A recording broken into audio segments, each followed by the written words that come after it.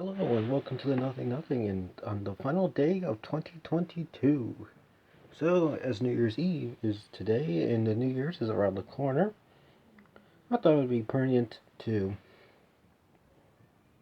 film a video about what I thought was the biggest stories, news, and what we'll be talking about in 10 years of 2022. So let us begin right with the beginning of the top 5 events. I will start at 5 and come up to 1 in this case. So the top 5 events, whether in the right or wrong of history, in 2022. Coming in at number 4, if you want to go as number 5, there's a tie at number 1. Number 4 is the world population surpassing 8 billion people. Now, obviously, that's a concerning number, depending on how you look at it. But we've hit that number. Number 3 was the World Cup in Qatar. Of course, Messi of Argentina finally got his World Cup in his early 30s. Despite the location it was held at, with its various rights issues and the journalists who died there under less than clear circumstances, some within clear circumstances, and the workers' rights, but I won't hold on to that too long.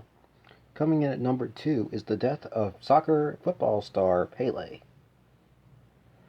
I think you should have accepted that one. One of the earliest people you can consider the term GOAT to.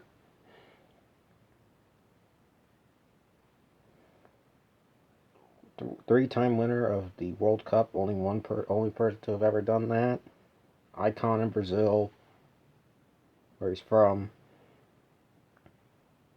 And I'm not going to be surprised if his funeral, or his lying in state funeral, I guess we're going to call it, at his home club in Santos, of Santos, will be a big event and maybe could be up there with number of people.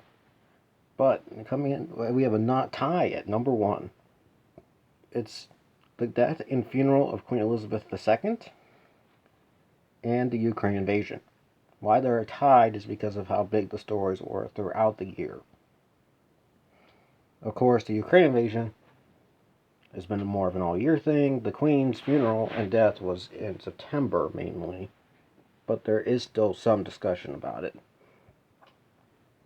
including the fact that that is one of the most highly attended state funerals, with leadership from monarchies to presidencies, for almost every continent on the globe except Antarctica,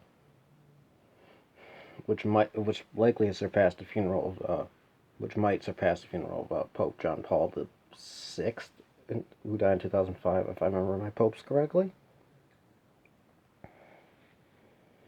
And then notable deaths in 2022. I have a top 10, and then we have a bunch of honorable mentions.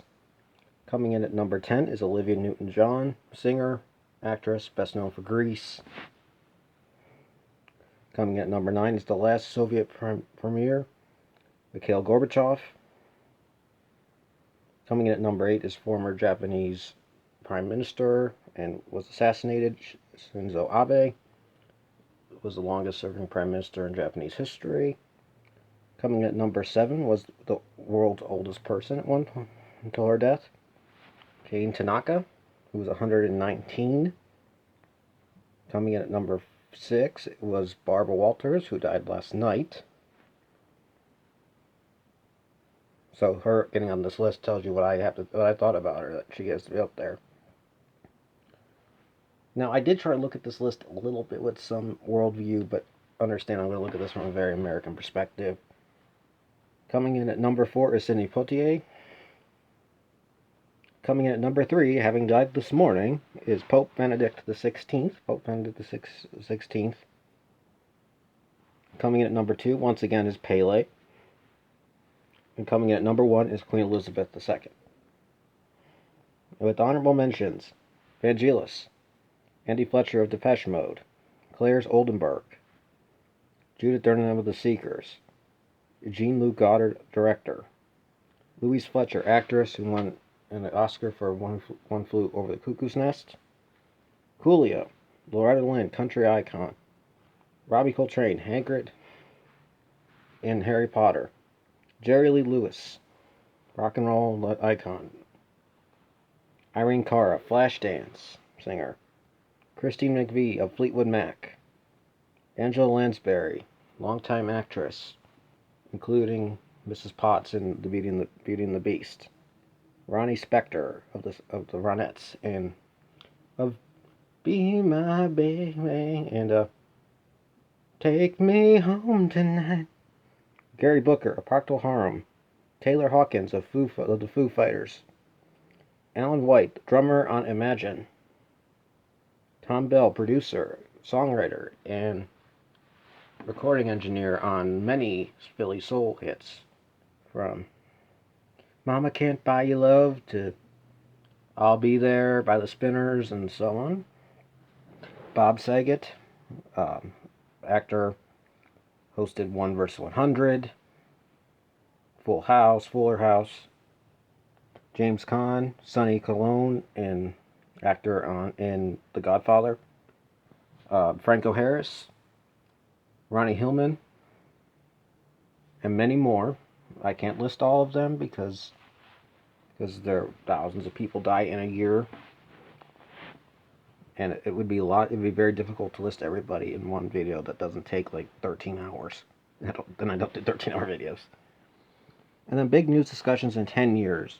What will we come back to, potentially? Legacy of the Queen and her long reign.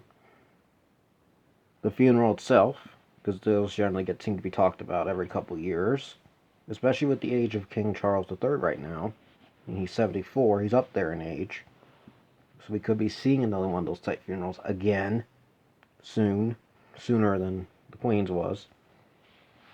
And then the closing years of the Greatest Generation, which he was from. The generation of our World War II veterans and very early Korean War veterans in American perspective. And the fact that many of them are dying day in and day out. The Ukraine war, and Russia's legacy of it.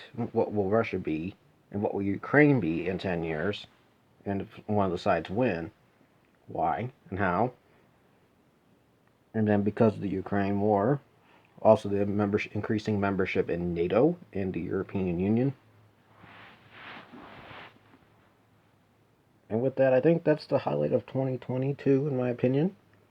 And I think it might be worthwhile to say, if you are already in 2023, Happy New Year. But to those of you who are still in 2022 when this comes out, Happy New Year's Eve.